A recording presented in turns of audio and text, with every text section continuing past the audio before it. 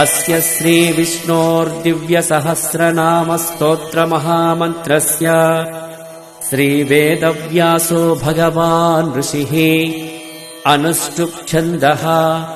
श्रीमहाविष्णुः परमात्मा श्रीमन्नारायणो देवता अमृतांशोद्भवो भानुरिति बीजम् देवकीनन्दनस्रष्टेति शक्तिः उद्भवः क्षोभनो देव इति परमो मन्त्रः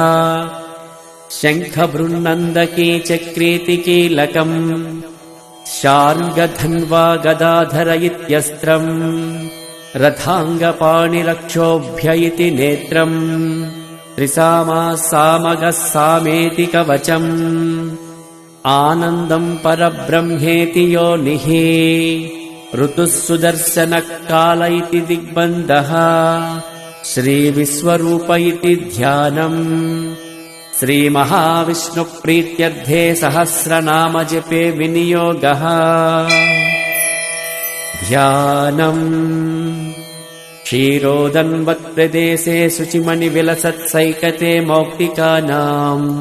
मालाक्लुप्तासनस्तस्फटिकमणिनिभैर्मौक्तिकैर्मण्डिताङ्गः